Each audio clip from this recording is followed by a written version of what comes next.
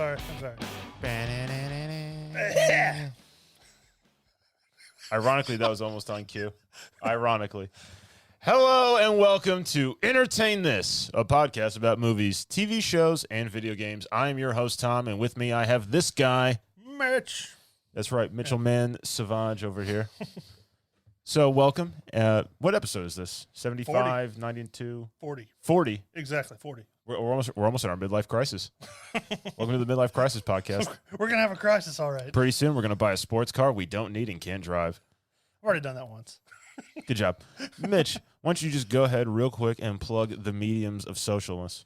All right, on Facebook, we have our Entertain This podcast, which is the group. We have our Entertain This, which is the page. Mm-hmm. Then we have, it's @this.entertain is our Twitter. @entertain.this is our Instagram. And then on YouTube, we have our Entertain This page, which is Entertain This with an exclamation point, not ellipses. And when we take over the world, we will have the Entertain This party. Oh, we also have patreon.com/entertain_this. Which we have figured out. Yeah. Along with Twitter. We're getting there. It would be nice if we had some support on the Patreon. It would help us tremendously with getting things paid for. We like money. Like most people, we love money. So somebody got punished. Again. Yeah, I wonder who that was. How was that? It sucked. That's what it did. It was horrible. I hated like every second of it. This was a horrible movie as a child, much less. No, it wasn't a movie, sir. It was a show. TV show. So TV for those of you who didn't watch and are just now catching up with us, Zoobiliee Zoo. I never knew about this until you told me last week. I didn't know this was a thing. It was the nightmare version of The Wizard of Oz.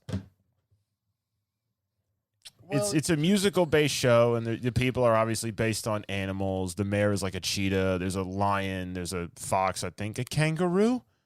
I don't know what the girl was. There's a lot of There's like a parrot. I think she was a fox. No, the dude was a fox. Well then, yeah, I don't know what she was then. I don't know. The lion painted. The other guy did stuff and crap. And He was Van Gogh. yeah. I watched 3 episodes of this crap. More than enough. I watched...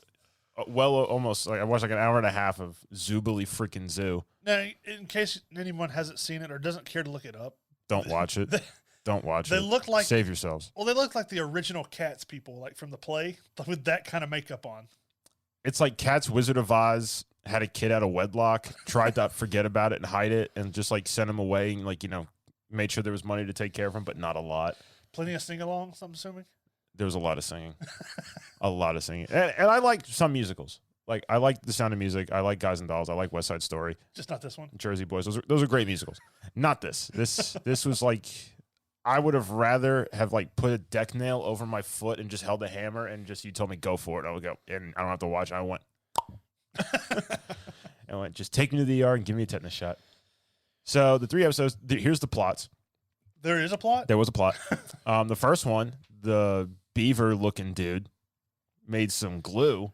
Oh, yeah, he was like a scientist kind of guy? No, he's like a carpenter. He's hanging on a wood shop. There's a dude called Mr. Hand. It's just an arm, like, sticking out of a wall that just holds stuff that he needs. It's just there. And they don't explain it. It's just, there's the hand. It just holds things. Go with it.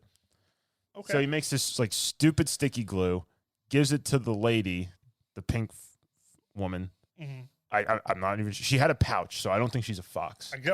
She didn't hop, and I'm not entirely convinced she's a kangaroo. Well, I just remember she had like pointy ears, so I thought maybe a fox. But no, I remember the other guy. Yeah, the dude who led like the circus or something. Yeah, something strange. I don't know. And then each episode starts like the mayor like talks about what's gonna happen, you never see him again. Oh, okay. He's in the intro. He's in the stupid opening musical crap. Then he's like, oh, today, the people of Zoobiliee Zoo, blah, blah, blah, blah, blah. And then that's it. And then just nonsense and singing.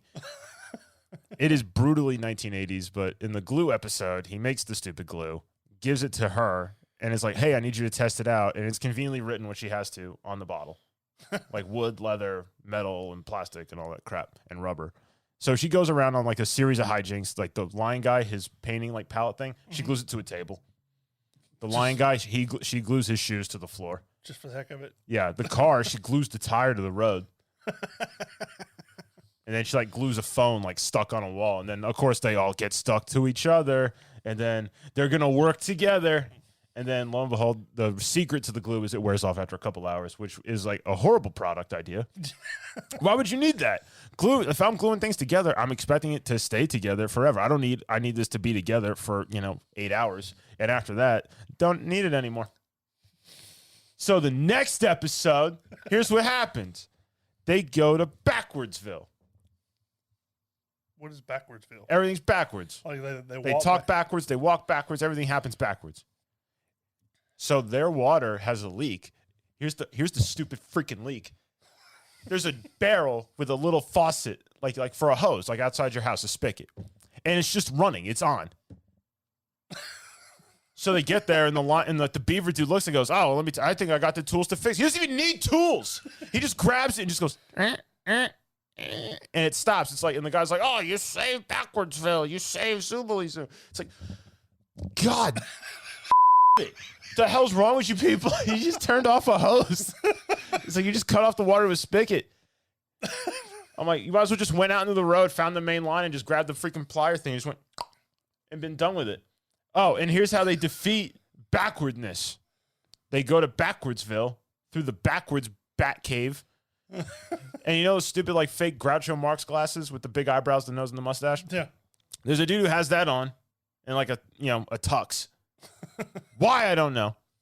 And he has the same face on the back with a top hat. So he pulls out his top hat, takes out the glasses, puts them on the back of people's heads. Bam, it's fixed. You can be forward in Backwardsville. At the same time. At the same freaking time. Mine was blown. I almost put my phone down. I was like, holy crap, this is cutting edge. I don't even know what to do. You seem like this show made you slightly angry. It did. It was just dumb. Well, I feel like that's a successful punishment. It was. And then the third episode, there wasn't a plot. They just came up with more songs, and it was just singing and singing and singing for like 23 minutes. I almost threw my phone. I'm just waiting for the day you get punished again, because I have plenty more ideas. You're watching Cats the Butthole If you didn't Cut. like That's what's this happening. one, I have plenty more ideas. It was so bad. So what would you rate it? Oh, -5. No, like Hayden says, because he's not here, which we all know is going to happen at the end of this show. Payback is a for Shaq Fu. I don't even remember what the hell I was talking about now. I got all sidetracked. You were talking about the third episode. You know, they just started singing, and yeah, it made me very, very mad. I did look. This show ran for a little while. It ran for a couple of years. Yeah, I mean, it was at the time. It ran longer than it should have. Right. At the time, it was successful. I don't know who was watching it. I don't know what kids were watching that crap. If But- you did, I'm sorry. If you liked it, you're dumb. It was an 80s kids show. I mean, I think it made it into the 90s, probably. unfortunately. But luckily, it stopped around the time I was born Yeah. and wasn't on the air because I do not recall this show in any way. I remember it would come on like in the mornings after cartoons would end. This would be the next show that would come on. Like the shows I watched, there was problems that had to be solved. Like Rita Repulsa and Lord Zed were just effing stuff up, and like they had to be stopped by the Power Rangers. I just remember this show came on. I want to say it was like TNT or something like that in the mornings. Why would this show be on TNT? I don't know. It was something, but like I would watch some cartoon, and then this would come on in the mornings at like before school. Like I'd watch whatever show, and this would come on after that. So I don't know why. I don't remember what channel. I mean, I remember like all kinds of like weird kid shows. I do not remember this one. No one in my family has ever heard of it. Like I asked my older sister because she was born in like 1986 or 1987, and I was like, Lauren, have you seen this? And she's like, what the hell are you talking about? What the hell is this crap? It's like, I'm not watching this. Like, she's like, do you want me to like make my nephew watch this? And I was like, no, don't show him that. I'm like, I'm trying to get him to watch Power Rangers, and he started to instead of the stupid Doc McStuffins crap you show. It was horrible. It was just dumb. I hated it. I hated everything about it. I watched the first episode in its entirety with the opening song and ending credits song. You mean you didn't watch the intro every time? No. It's a long intro. Dude, it was like getting an autopsy without anesthesia and being dead. That's what it was like. The intro would just keep going on and on. It just didn't stop. It didn't stop. There's like 15 characters they got to introduce. And I'm like, if you were like, trying to make it like, I guess in the kids TV show circuit in the late 1980s, and you picked that show? You stupid.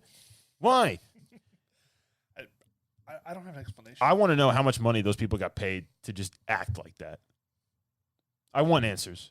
I feel like I'm in like a lobby of Among Us. It's like, where were you when you killed that man? I want the truth. I want answers. That show was horrible. Well, awful. At least. Oh, it was a punishment. At least there's a chance that you're not going to get punished this evening. There is a solid chance. At the end of this it's episode. A solid chance. To give it a serious rating, I give it a 1. A 1.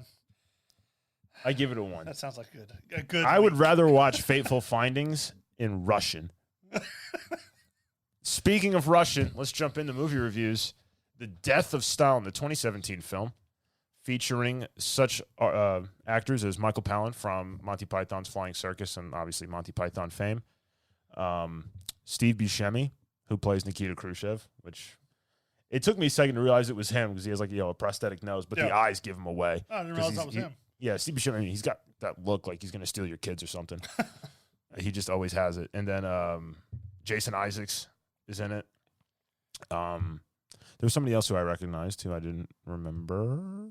I don't know. There's a lot of solid actors. But what's funny about the plot of this movie, it is a satire about when Stalin dies and then the power struggle amongst the Presidium and the committee of who's going to take over. Jeffrey Tambor, that's what I was thinking of. He's also in it. He's wearing a wig. Hang on. It's directed by Armando Linucci, co-written by Fabian Nuri, David Schneider, Ian Martin, and Peter Fellows. It's a British-French-Belgian co-production and features an ensemble cast amongst those other people like Simon Russell Beale, Paddy Considine, Rupert Friend, and Paul Whitehouse. Those people. The only guy I recognize out of those people was the Paddy guy because he plays one of the detective dudes in Hot Fuzz with the mustache where he drinks the beer. And he's got the foam all over his face. And Simon Pegg just goes, "You've got a mustache." And he just goes, "I know." So anyway, they all play, the higher echelon, groveling people of Joseph Stalin. Mm-hmm. And Stalin's he's a douche. I mean, the movie it's very much a black comedy and a political satire. Like they're just, making lists, not checking them twice. They're just abducting people. But like all these people were like so loyal to Stalin. It's hysterical to watch it. Well, if I remember, they were like scared to, even after his death, they were scared to like go against what he had planned. Yeah, even though, because this obviously it's history. Stalin suffers a stroke, so they run in and like when they find out, and they're all like giving just in case Stalin's like coherent enough to hear them still, and he recovers. They're just giving it the bit like he pissed all over himself, and like all the guys come in like take the knee like next to him, like oh my god, gloriously. It's like oh god, and then like just their scheming and their nonsense. It's been in like my suggested stuff on Netflix for months to watch this movie. And last time I was looking for something to watch, I was like, you know what? I'll watch this movie. And I didn't know anything about it. I thought it was supposed to be like a serious film, I guess, about the death of Stalin. Yeah. I'm like, Jason Isaacs, serious actor, theater guy, He plays the funniest character in the entire movie. None of them even attempt an accent. Yeah. Which is great because like you got, American accents, British accents, going back and forth with each other. And it's just hysterical. I watched this movie. I'd give this movie a 9 out of 10. Oh. I thoroughly enjoyed watching this film. Like I was getting tired when I started watching it. By the end of the movie, I was just like, this was a great film. I am happy I watched it. I'd watch it again. I've seen it once, but I was in the process of doing other things at the same time, so I didn't see every bit of it. But what I saw was pretty funny. And I started reading about like all the people. Like I knew who Nikita Khrushchev was, and Jason Isaacs' character, he plays Marshal Zhukov.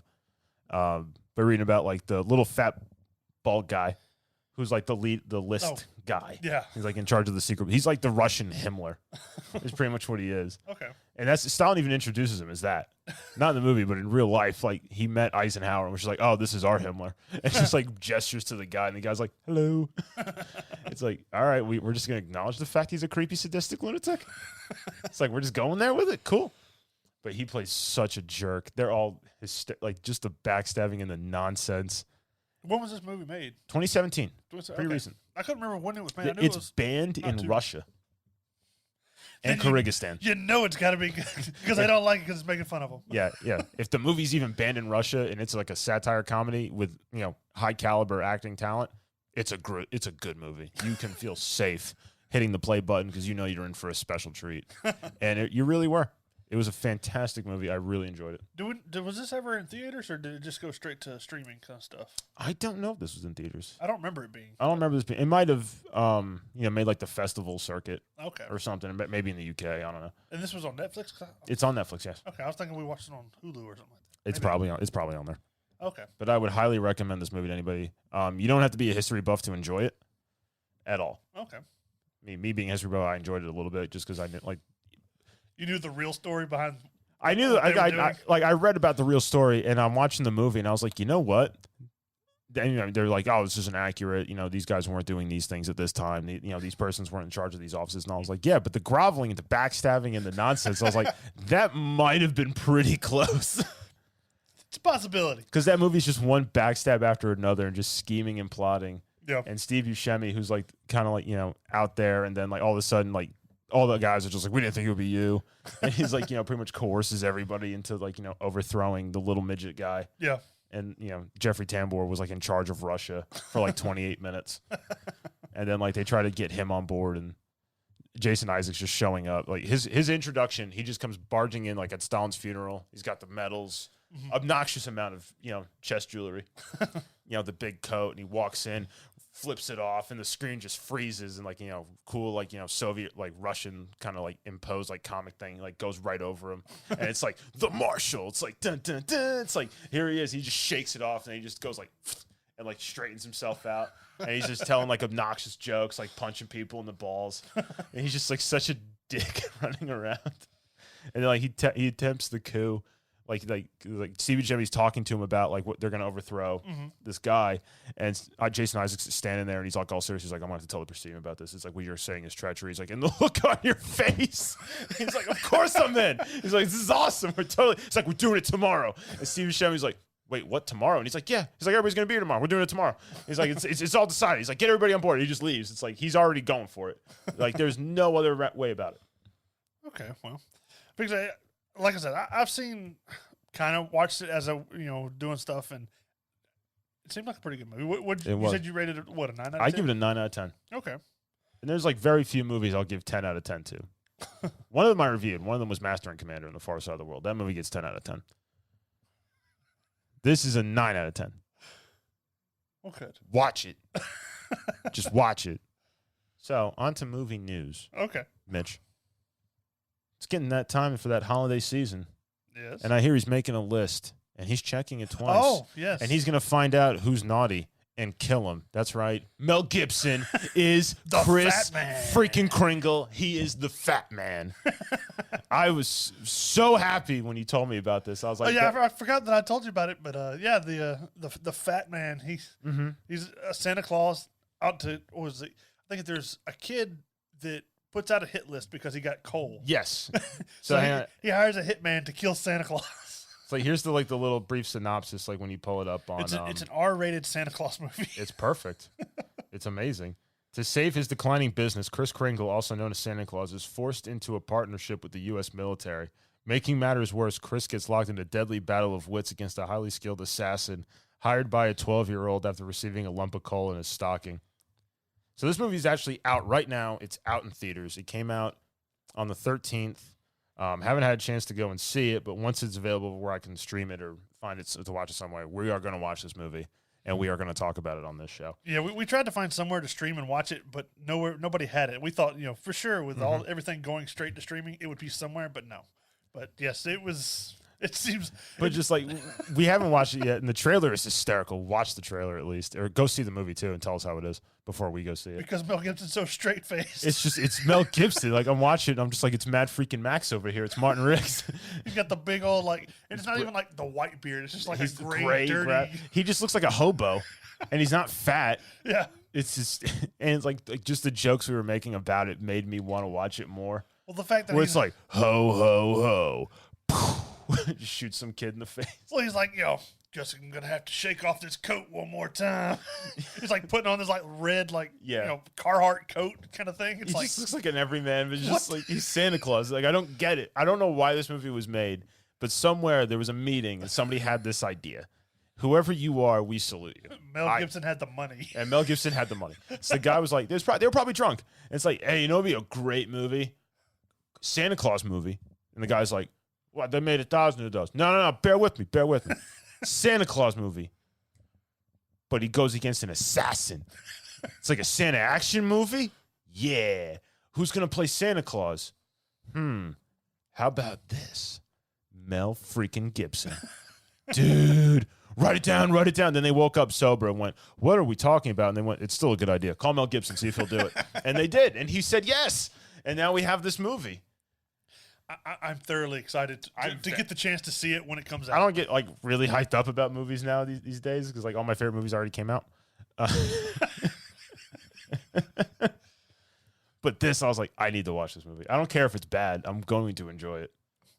I think it should be, at least, if nothing else, entertaining, whether it's good or bad. Exactly. I'm like, this is the movie I needed right now. This is the movie 2020 deserves. Mel Gibson as Santa Claus going against an assassin because some punk 12-year-old kid ended up on the naughty list and got called. Also, Lethal Weapon 5. Oh, yeah. It's happening. Mel Gibson said it's happening. I mean, granted, Danny Glover's like, what, 80, 90 Oh, years old? he's like ancient at this point. But he is now too old for this shit. I'm like, what are they going to do now? Like, they're older. It's like, it's going to be like... At that age, one of them's got to be like the captain or the chief or something by then. Well, the fourth one, they get promoted to captain. Yeah, they were captain. So he's got to be like the chief or whatever of the department. But actually, I think at the end of the movie, they get demoted back to sergeants. Oh, okay. Well, that doesn't surprise me. Which is hysterical. But I mean, at this point, it's just like, how long were these guys cops? Like, surely the LAPD has enforced retirement. Sure. I imagine they're going to have to come out of retirement. I wonder if they'll bring back Chris Rock. Chris Rock. Oh, I forgot he was even in that. Yeah, he's in the fourth one. Yeah, he's Danny Glover's like son-in-law. Yeah, he marries his daughter. Okay. I would have to think that hopefully they would at least try.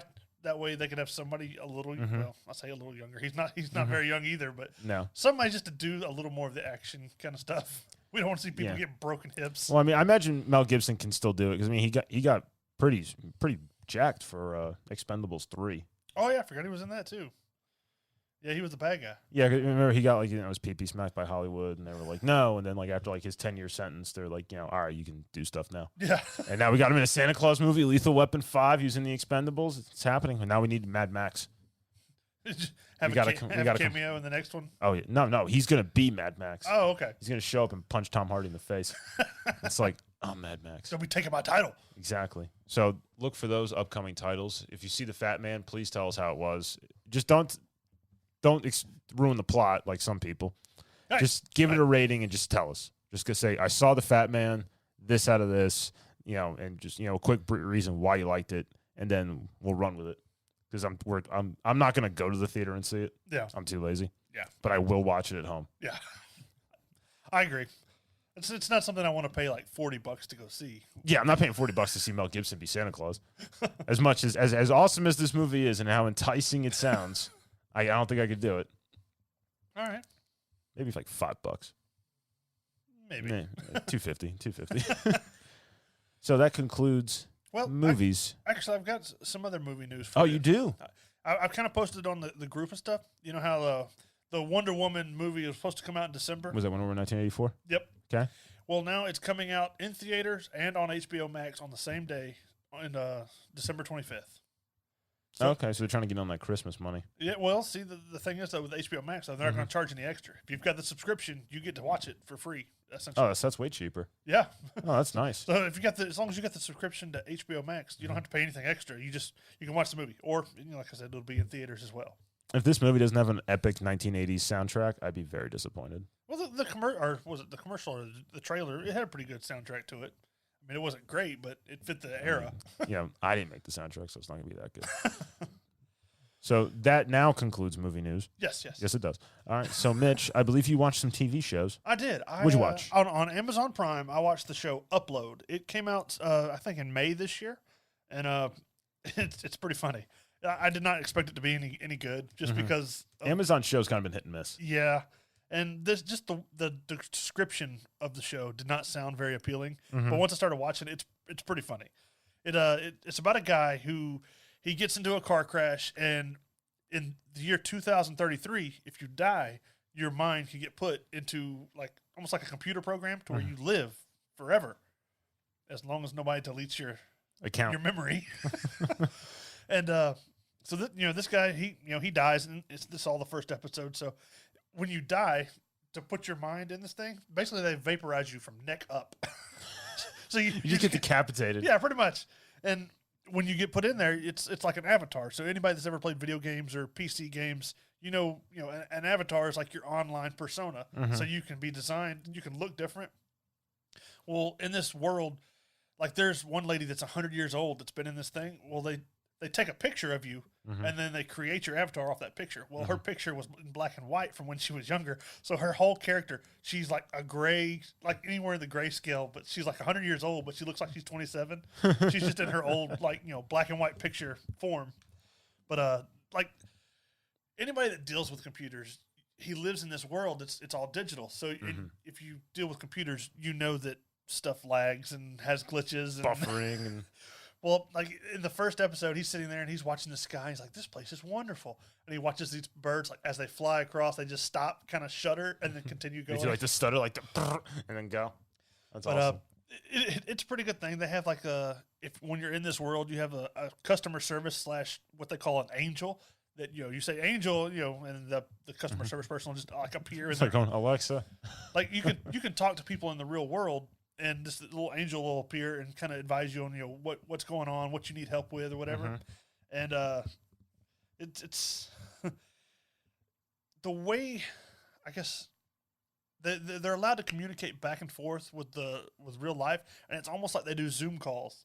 Okay. Because the future they hold out their hand and like this little picture pops up like your hand, almost like a hologram out of your hand. Okay. And that's their phone. And so he can talk back and forth. He can talk with his family, whatever. But eventually you come to realize that his death wasn't an accident. And there's a whole mystery that unravels, and they're trying to he can't remember some memory, so his angel becomes his friend and wants to try and help him in this process, which it devolves into more and more plot, but I don't want to tell too much about it. But some of the better things is like while they can live forever in this, I guess what do you call it, a computer world or whatever, but the digital world. They're still trying in the real world to help people come back from that digital world into the real life. Trying to upload them instead of download them. Right. So you have Oscar Mayer Intel, where they Oscar Mayer has. Oh, this is like some Demolition Man crap where like Taco Bell is like the only restaurant left from like the great fast food war. Well, no, Oscar Mayer has like these printers where you can 3D print the food. You just have to have the fat cartridge, the sugar cartridge. Oh my God. Well, they're trying to learn how to print people. So a skin cartridge, a blood cartridge. Yeah, they 3D print a new person out of like their DNA from the original person so they can put his mind back in. And without revealing too much, let's just say it doesn't go well. They just look like the grotesque monsters from The Thing, like then, half assimilated beings. And because of capitalism, while you're in this other world, you constantly have people like advertising for upgrades and new charges for marketing, like the cheesy gordita crunch. Press this button and you get one free. The next one's on you. So they just have a bunch of ads. One's for like spearmint gum. There's a guy that keeps lagging, trying to get people to buy gum. It's a pretty good show. Like I said, I did not expect it to be very good. It gets an 8 out of 10 on IMDb. Okay. I gave it a 9 out of 10 just because oh wow, it was a lot. So we both found stuff we really liked. Yeah, for no reason. Yeah, I don't know. It was not something I planned on liking, but I did. Those are kind of the best ones, like where you like, I'll watch this, or I'll give this a try. And then also like you're just so enthralled, like a couple of minutes in, and you just keep watching. It's like, wow, that was a really good show, or that was a really good movie. Yeah, it's got 10 1-hour episodes. Like I said, it came out in May. They've approved it for a second season that will come out this next May. Okay. It stars Robbie Amell, which Stephen Amell's less known brother. Yeah, he hasn't been in much. He's going to be in the new. He was in that movie with him, right? Yeah, he was in the Code 8 movie from Netflix. He's going to be in the new Resident Evil as like Chris Redfield. Okay. And he's been on Arrow a couple times, the DC Legends of Tomorrow. He had his own show, The Tomorrow People, for a while. He's really the only known person that I knew before the show. He's not really that known. Right. He's only had a few small things. But the whole cast works together really well, and it lends itself to be pretty funny. I might have to give this a shot. But like I said, if you got Amazon Prime, it's part of the free stuff on Amazon Prime, so it's a lot of fun to watch. But I'll move on to my news. What do you got? The Green Lantern series for HBO Max is coming out in 2022. It's going to have 10 one-hour episodes. I'm glad it's not on CW. And I've mentioned this before, but they've given a lot of new information about it, which it's going to have a TVMA rating, so it's going to be an adult-oriented show. It's not going to be for kids. It's so you're going to have blood and guts and hoogles, aliens getting cut in half with the lantern rings. Yeah. Okay, I'm on board with it. The antagonist is going to be what they call the Dominators, which is basically this alien race that deems Earth not suitable for the rest of the universe because there's too many metahumans. They want to destroy it. So they got too much nonsense going on. Blow it up. Well, they see Earth as too much of a threat to the rest of the universe because there's too many metahumans that live there. And so your protagonist, and they'll have Hal Jordan and Jon Stewart as part of the show, but they're not going to be the main characters. Your main one's going to be Alan Scott, which was the original Green Lantern back in the Justice Society. And then you'll have Guy Gardner. Which nobody liked. Right. He's kind of he's the jerk. Yeah, pretty much. And then you're going to have Simon Baz and Jessica Cruz, which are new characters within the last, I guess, 7 to 8 years. Okay. And I'm assuming Alan Scott and Guy Gardner are going to be their mentors for the show. But it seems like it's going to be pretty good. It sounds more and more like they're actually putting in some effort as opposed to some of the CW shows where they just throw stuff together. Wasn't Arrow, Diggle becomes the Green Lantern? Yeah, at the very last episode, it alludes that he's about to become a Green Lantern because you see the meteor come down, which you assume is a meteor, and then as he's walking towards it, he's this big glowing rock, and you find out throughout the series that his biological last name is Stewart. Yeah, so he's John Diggle, but his father's last name is Stewart. So that would have been cool. I would like to see the guy that plays John Diggle play John Stewart, the Green Lantern. Yes, I would be very much on board with that. I would totally watch that, and then find somebody to play Hal Jordan other than Ryan Reynolds. Yeah. If we can go back in time, 20 years, Nathan Fillion. That I think Chris Pine would be a good Hal Jordan. Just I don't know, he's got that kind of look. Yeah. Or Armie Hammer. Yeah. Or Scott Eastwood. Yeah, I could see that one too. But some more news: the Fresh Prince of Bel-Air reunion show, which we got to see early because we're friends. Yeah. With them, apparently. He sent me them. He sends me a message. Let me pull it up here. Go ahead and keep talking about it. On HBO Max, it came out. It was supposed to come out today, but they decided to put it out yesterday. So I watched it last night. If you ever watched this show and enjoyed it, the reunion is really fun to watch. They tell a lot of behind-the-scenes stories that you've never heard, and a lot of it's just fun to watch. These characters get together and talk about their experiences on the show. Sometimes. Yeah, we're part of the Fresh Prince family. Yeah, Mitch sent a thing apparently on Twitter. @entertain this because we consider you a part of the family. We're dropping #the Fresh Prince of Bel-Air reunion a day early. Tune in right here to watch it. So one of the perks of being famous. Yeah. The first time it's something actually happened where we got to see something moderately early. HBO Max reached out to us personally, which I find very cool, I guess. Well, we're getting there. We're getting there. Also, you have WandaVision, which has been delayed till January 15th. I've lost interest in WandaVision and Marvel for right now. And then you have the CW is coming out with a new Wonder Girl show about a new character that has not come out in the comics yet. That is going to be a Latina Wonder Girl from the future. I don't know why they chose to make this character into a TV show. Nothing wrong with Latina characters or female characters. Just why use something that is from the future that nobody has any idea what it is to try and make a whole TV show of? Yeah, because you have to start from fresh. Because you have to build a world. You have to build lore. You have to build backstory. You have to build character arcs. All that stuff has to happen. You have to plan out years of stuff to start doing it in a TV show. And there's no source material really to draw on other than the DC universe. Well, yeah, there's no source material. There's no fans of this character yet. No, it's completely unknown. Like I said, they haven't even come out with this character in the comics yet. So why? You need some kind of following to begin with to draw interest to watch the show. Nobody's gonna be interested to watch the show. No. So I don't know. There's a lot of other characters they could use that would be more interesting. But some other news real quick. The HBO Max, it's finally coming to the Amazon Fire devices. Originally, they had some kind of dispute to where it wasn't showing up on there because of money reasons, legal reasons. Big corporate money. And yeah, they wouldn't. HBO Max didn't want to pay extra or something like that. But now it'll be on Amazon Fire devices as far as, when this episode comes out from us, it's already on there.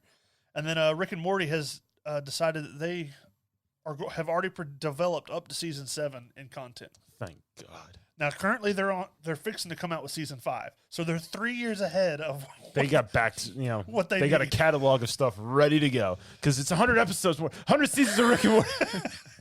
Well, I was reading, I was like, wait a minute, they just did season 4, and because I saw they were talking about season 7. I'm like, did I miss something? And they're like, no, we have 3 seasons already in development, so we're ready to go. It's like, thank you. They took the COVID lockdown and did what they were supposed to do. They went ahead and powered through and were proactive. Yes. And they're locked and loaded with multiple seasons, ready to roll at a moment's notice. Whereas George R.R. freaking Martin couldn't be bothered to sit at his house and write a freaking book and save Game of Thrones from the stupid ending that was season 8. So to Rick and Morty, we salute you for doing your job. George R.R. Martin, I hope you trip in a puddle. All right. Anyways, that is my TV news. So we can move on to our games. So a new Call of Duty came out, which I have played. You have played. Yes. We have won. We've won. That's right. It was a great night for gaming. We played one round of Warzone. Won. It's like, hey, the Cold War drop thing. Oh, we're still waiting for parts of it to download the content packs. But Zombies was available to play. So we played the new mode of Zombies, and we won that. Yeah, they had like a 20-round thing where you have to survive 20 rounds and then like exfil. Yeah, you can exfil out. Or I think you could stay and keep going. But like there's certain moments where you can exfil out and win. Yeah. So we did the minimum. Well, yeah. No, in this one. Well, no, we could have did it earlier. Well, yeah, we could but exfil at any point. We didn't know what to do. So. But in this game mode, you had to survive to 20. And then there's another game mode where you can survive infinite until you exfil or whatever. This is a review. We're going to break down the smaller parts. So we'll start with Zombies since we're talking about it. Yeah. It went off the rails. Very quickly. It went up, not even in this game mode. The Zombie series from Black Ops 3 and Black Ops 4 was not good. The Zombies was not good. Oh, yeah. Zombies peaked, in my opinion, at the time with Black Ops 2. Yeah. Because 1 and 2. 1 and 2, those were really good. Those were immersive. Like, there was a lot going on. Like, the theater one. Kino der Toten. Yeah. I had so much fun playing that. One thing I liked about this Zombies is the map is you can run the circuit of the map. Right. You have avenues of escape. It's not like, you get boxed in at all these places and you're screwed. And what's kind of cool is they give homage to the World at War Zombies because you're essentially the first building that you start at is the original building from the game. Yes. But except for you can go outside of it and everything now. Yeah. And then there's like the nether region you kind of go to. Yeah. Like in Minecraft or something. I don't know. The whole time we're playing, we're just yelling, I don't know what's going on. Where do we go? What do we do? I don't know. Bad guys. Bow, bow, pew, pew. And like that's the whole mode. Like I went down a couple times because like you start running and you get snagged on a rock and then the zombies just, Mike Tyson you into the next year. Luckily, and then there's like different classes of zombies now. There's the armored guy. Yeah. Then there's the one that splits in half. Well, there's like the Juggernaut dude, which I tried to fight because I thought I saw his health was low because there's little health bars on top of them now, which is convenient. And I run up and I'm like, pow, pow, pow, and he just goes, boom. You talking about the guy in the yellow suit or whatever? Yeah. Yeah, if you shoot him enough, he splits in two. Yeah, this was before he split in two. Oh, okay. He split me in two. That's what happened. He picked me up, ripped me in half like Deadpool, and was just like, all right, enough of that. And I had to get revived. I got lucky enough to get the ray gun out of the box. I got every crap weapon possible. Like, I might as well just had a rock and a stick. I got the ray gun, and I pack-a-punched it twice, and I think I killed 200 more people than anybody else in the game. You did. You had almost 1,000 kills. I think I had like 200. You had like 1,000. No, I was like 640-something, but the next person had like 400 and something. Yeah, we killed over 1,000 zombies, though. I would just wait till they all got compacted and just fire the ray gun into the group. That's all. I mean, hey, it's strategies. It worked against the big guys very well. Mm-hmm. And the zombies, very fun game mode. It was good to see like they kind of went back to basics. There's a lot of Easter eggs to find and stuff.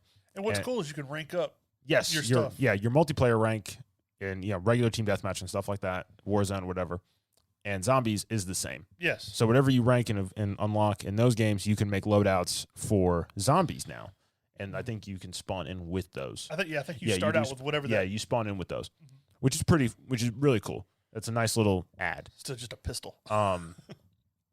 The campaign for Cold War. I watched Aculite play it. Okay. 3.5 hour stream. Watched him play it, and it was a quick run through. Like in Black Ops 2, there's multiple endings for this game. There's 3 endings. I think you can get, and obviously your decisions made during the game and side quests you can side missions you can run and do stuff like that will affect how characters interact, what happens, how the plot progresses, and what ending you eventually get. And you have a lot of pull in how you play it. So it's really cool. The plot, I liked it. It was good. They've now linked it with Modern Warfare, because in one of the missions, you meet Imran Zakayev, who is the dude you shoot his arm off in the first Modern Warfare game. Yeah, back in 2008. Yeah, in 2008. He's in it now, because this obviously takes place, I think, like 1981, 1982. So he's in there, and then they talk about General Shepard. And all of us, don't trust Shepard. Yeah. Was it? He's the one Trigger. from Modern Warfare 2, right? Yeah, he's the one who kills your character, Roach, and he kills Ghost. Yeah. I hate that. That's the most satisfying death, when you throw a knife in that dude's face, because he kills the coolest characters. So there's that. The campaign looked really cool. I have watched a couple other clips about the campaign and stuff, and they did a really good job. Multiplayer, it's a step back. Here's what I'll say about this game. This game should have come out instead of Call of Duty World War II. World War II. Exactly. Nobody remembers that one because it sucked. Get rid of that game. That game was stupid. Cold War comes out for that, then Modern Warfare, because this game is not better than Modern Warfare. Oh, yeah. The graphics are not better overall. And that's the way I've always felt with all the Black Ops games. It always seems like it's a step back. Yeah, the graphics, the Black Ops games seems like they've gone for more of the bright, shiny stuff. Yeah. Instead of realism, as far as what stuff would look like. I don't know. I mean, there's a lot of realism in the game. Some of the graphics look really good.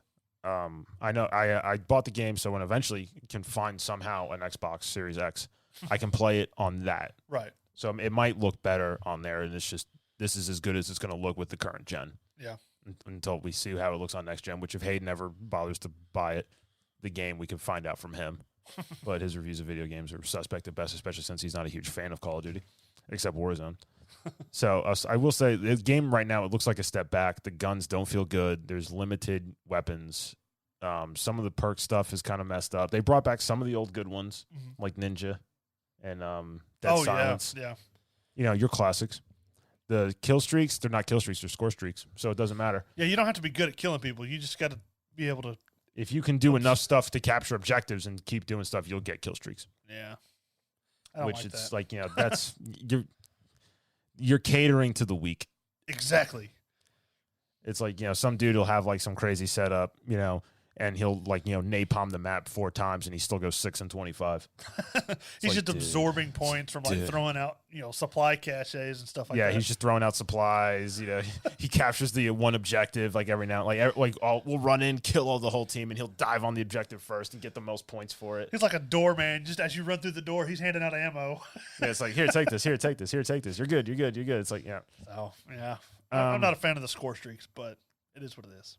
Played some of the multiplayer. They already nerfed one of the guns because apparently it was overpowered. I hadn't unlocked it yet, so I don't even know. Yeah, so I think it was the MP5 that was supposed to be superpowered. The AK-7U. Okay. Yeah, the last thing I saw, the MP5 was the best gun to use or whatever. Pretty much. So pretty much. I get killed with that gun all the time. It still has the sniper rifle glint, which I think is stupid. No. It's not as bad as Modern Warfare's. Yeah, but no logical sniper is going to have this big shiny glint. It's not realistic. We're also not playing against Special Forces either. I know, but even, I'm not Special Forces, I'm not military, but even I know you don't just let your sniper rifle glint shine for everyone to see. Mm-hmm. That defeats the point of being a sniper. Yeah. So there's that, apparently. That pisses off Mitch. There's the health bars above people, but the stupid thing is you'll start shooting at somebody, you'll see the health bar, and you'll stop paying attention to who you're shooting at, and you'll look at the health bar and try to shoot it. Yeah. Which I've caught myself doing because it's because you see the guy, then you see the gamer tag, then you see the health bar, and you're like, there's too much going on, and now I'm missing shots. Yeah. You don't need a health bar. You just need to see the guy drop. That's all. Yeah, I need to know I killed him. Yeah. You know, give me the hit markers and then, plus 500 for, kill. Or they're called eliminations now. Yeah. We played it and then we went back to Warzone and it was just so much better. Yes. It's just such a better game. The one thing I like about Cold War's online stuff is that you can actually adjust field of view. I didn't realize that. Yeah. So field of view is obviously your perspective of your television of your guy holding the weapon. So field of view, you can zoom in on it. So I guess you get a further point of view of pretty much a magnifier of what's going on right in front of you. If you go back, obviously that stuff becomes further away, but you can see peripheral a lot better. Okay. So especially if you're running in an open area, you don't have to move as quick to check left and right if you're entering into a room or something like that. Okay. Which a lot of PC guys, they have field of view settings, so that's why it seems like a lot of them, like they immediately run to a room and catch the glimpse of something right here and snap to it and kill them. Whereas we have to turn all the way to look and then see them and then engage it. Okay, I didn't realize that. One thing is there's a lag on bullet shots. So you'll see a guy, and in typical Call of Duty, you run behind cover and you're still getting shot and you die, even though it's not physically possible where you and the person who are shooting at you are standing for it to happen unless the bullets are magic and are going around the corner. Call of Duty, though, because I've seen it happen. It happened to me a couple times. I ran into cover. I'm like 2 feet behind the wall now, past the wall was the start of it, and I'm still getting hit from somebody who's, parallel to me, shooting me through like a building. Yeah, and I go down. Yeah, and I watched it in the kill cam, and then I was shooting at somebody, and he ran, and I just held the trigger down and just kept tracking where he was going, and I was still getting the hit markers through solid walls, and not like FMJ through plywood or sheet metal or something, like solid brick concrete buildings. That's very discouraging. It's very discouraging. I hate it. I hate it so much. And they haven't fixed it, which bothers me. This is a game that if it came out before Modern Warfare, it would be a lot better. It would be good. It would be a very good game. It would probably be like a solid 8 out of 10 for multiplayer at least. The campaign, I would give it an 8 out of 10 from what I watched. It was very good. Zombies, always cool. It's nice to see it come back with a little bit of force. But it's not better than It's not better than Warzone. It's not better than Call of Duty's multiplayer. Yeah, I mean, I like doing the zombies and stuff, but as far as the multiplayer, I did enjoy Warzone and Modern Warfare better. So on to some video game news. Oh yeah, Modern Warfare 2. It's happening.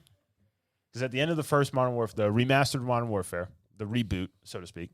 Well, it is a reboot. Captain Price is sitting there with the woman who's in charge of stuff. And she's like, here's the stuff for this task force. Here's the files you requested. And he's like, John McTavish. She's like, demolition, sniper. It's like, yeah. He goes by Soap. It's like, why is he called Sub? He goes, that's classified. And he just takes the paper from her. And he's like, Simon Riley. It's like, there's no picture. He's like, no, never. And everybody knows Simon Riley is Simon Ghost Riley. Mm-hmm. And then they talk about, General Shepard approved all this other stuff. And now, the Treyarch has now tied in Black Ops and Cold War into the Modern Warfare universe. So that's nice to see. What I want from this game, I want over-the-top Modern Warfare 2. Modern Warfare 2, Modern Warfare in general, compared to the Black Ops series and now Cold War, Modern Warfare has always been better. Yeah. Almost in every way. I agree, yes. I mean, yes, Black Ops had zombies before Call of Duty ever had Warzone. Mm-hmm. But in the grand scheme of things, it doesn't matter what Black Ops game you tell me or what other off-brand, like Infinite Warfare, Advanced Warfare, Ghosts. Yeah. The only title Modern Warfare people have to go and tell you is Modern Warfare freaking 2. That was the best Call of Duty for a very long time. Get you a pistol, tech knife, and then a dead silence. If you want a Commando Pro knife somebody across Narnia, you can.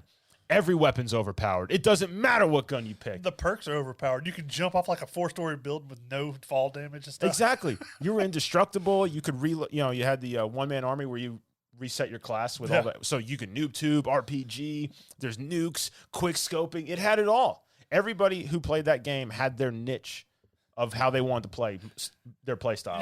You had your quick scopers. You had your running around guys. You had your blowing shit up. You had everything.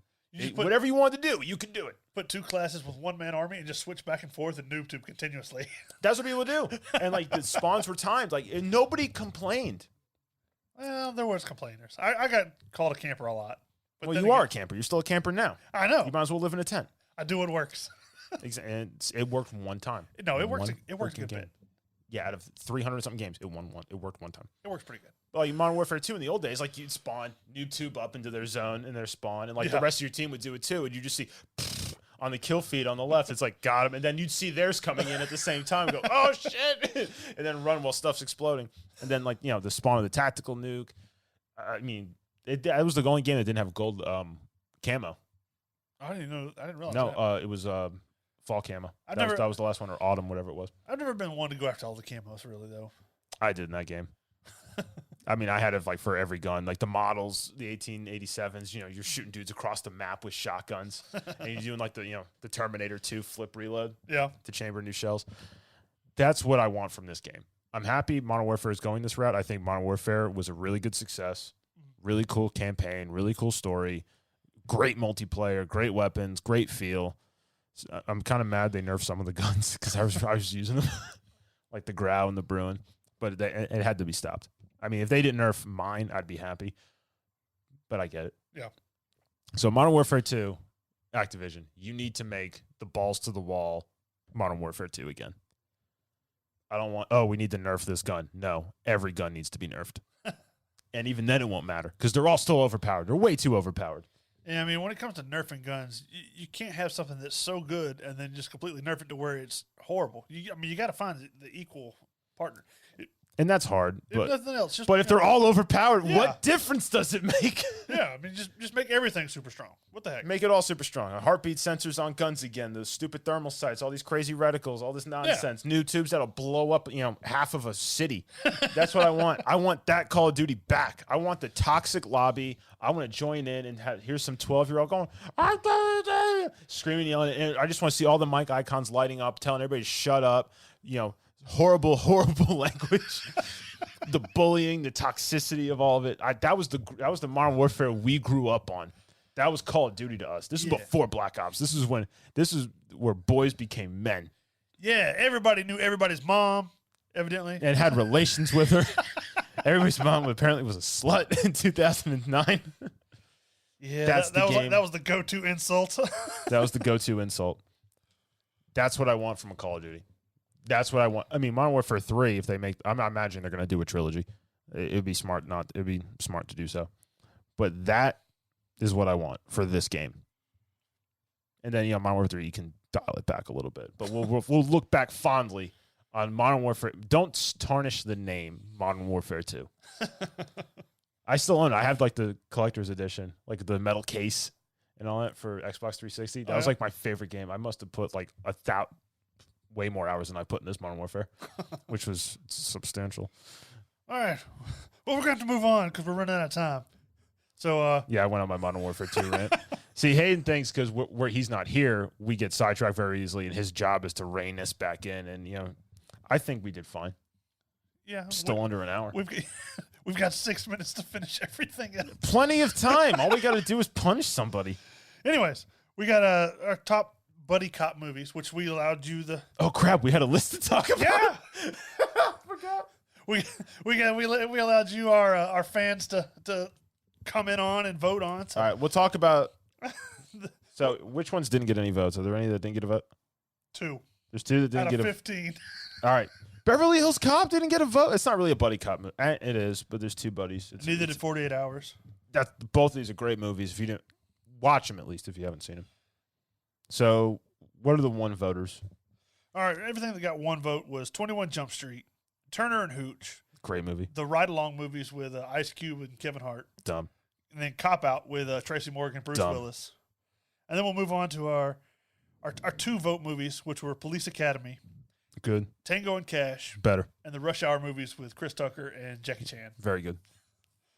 And now this is like the ascension. Yeah, this is the top of the top. The top of the top. From the bottom. Let's go up. We got End to Watch. Good movie. Great movie.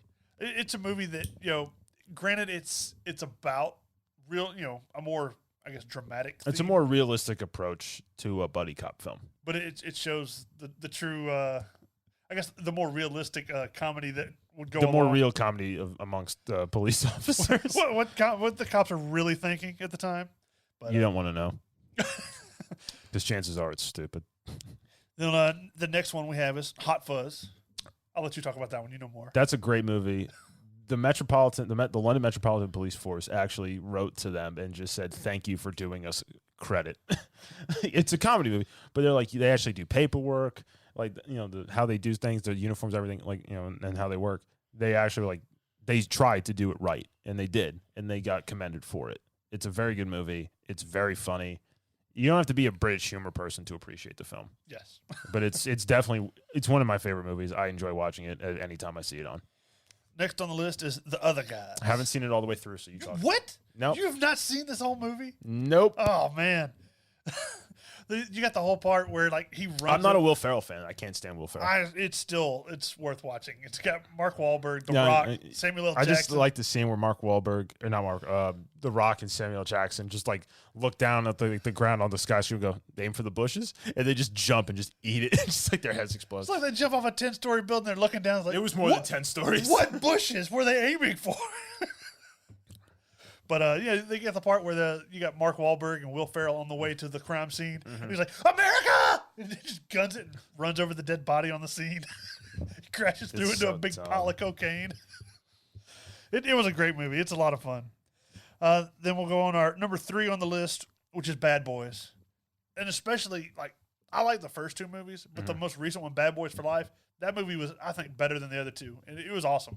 Have you seen that one yet? I haven't seen the new one yet, no. It's really good, like, as far as, like, you know, they acknowledge that they're getting older and stuff like that. And just the comedy between Will Smith and Martin Lawrence, joking about their age and weight and all that stuff.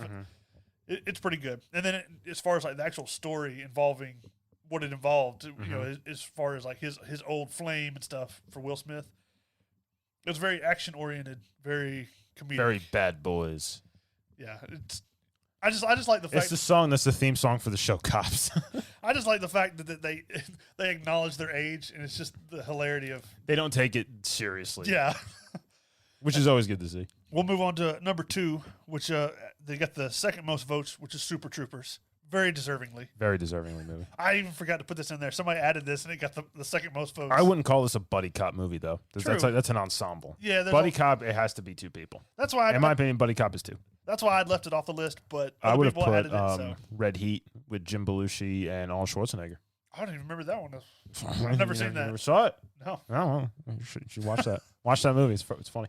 Number 1, of course, the ultimate in buddy cop, Lethal Weapon. Yeah, all the Lethal Weapons. I mean, there's a reason they're coming out with a 5th one, even though they're old. There's no bad Lethal Weapon movie. Right. There's just ones you like more.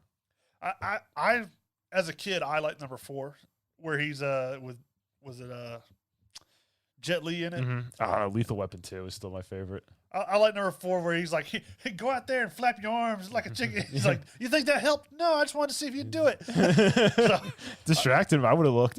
I like that one. And then what was it? Is it 2 where he handcuffs himself to the guy and they jump off the roof? No, that's the first one. Oh, that's the first one? He's like, yeah, come on. And he just handcuffs him and makes And he's him like, jump. hey, if you jump, you're going to be killing a police officer. That's a crime. And the guy's like, what? You're crazy? He's like, you want to jump? Great. The first 2 are my favorite ones. 3 is a close contender. I like the 3rd one. It doesn't get a lot of credit. I've enjoyed all of them. I enjoy I watch any Lethal Weapon movie. Yeah, especially. But if I had to pick one of them, I'm watching Lethal Weapon 2. I don't know if I remember which one 2 is. Diplomatic immunity. It's just been revoked. I don't remember that one. I mean, I remember scenes, but I don't remember the whole movie. It's been a while. Sorry. Anyways. Rewatch it.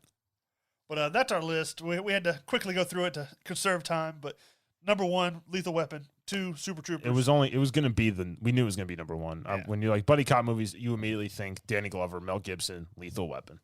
And then number 3 was Bad Boys. So that's your top 3: Lethal Weapon, Super Troopers, Bad Boys.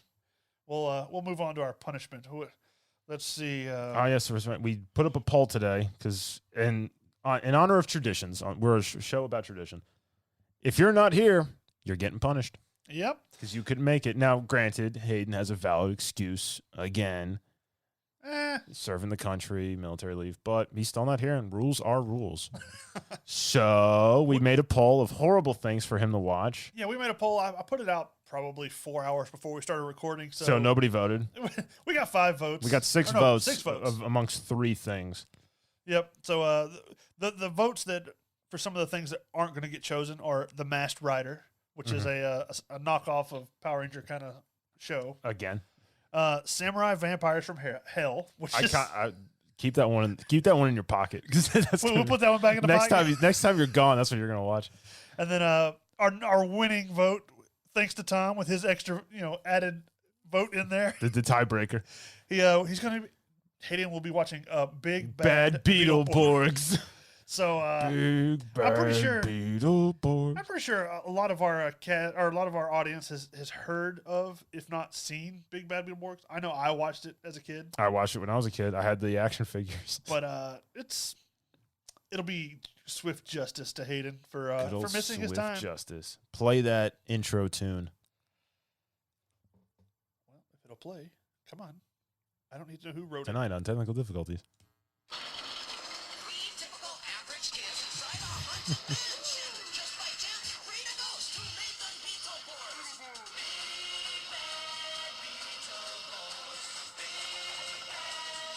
Yeah. I used to watch this when I was little. I did too. I could not watch it now. I could rewatch some of the I Power rewatched Rangers. like the first episode and was just like, this is... Yeah. Oh, God, the CGI. Ugh. Hayden hates anything Power Rangers or Look, Power in the Rangers 90s, like. that show was cool. Yeah. Because that was all we had. But Well, that and Power Rangers. He hates the Power Ranger style and, the mixed- teenagers and kids becoming like superheroes and beating up bad guys from like, nonsense. So I'm sure he'll enjoy that. Watching the first couple episodes of Big Bad Beetleborgs. We had others that didn't want to vote because they said that if they voted, they would have to watch it with him. Hayden's But, wife. don't worry about it. I'm sure he will We love got to it watch that covered. with you. We got it covered. But that's all we got. That's all we got for today. Well, we talked about movies. Yeah. We talked about TV shows And games. and games. And then we did our list. We did a list. We checked it twice. We punished Hayden unceremoniously. So I think that's it. That's all we got. I think we covered all the bases. Yay! Yay. That's the wrong one. Yeah, you got to turn the volume up. There we go. We're not going to blow out people's freaking eardrums. So that's it from Mitch. and me, Tom. Bye.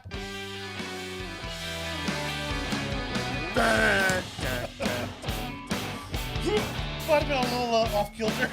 Just like the hand. In typical us fashion.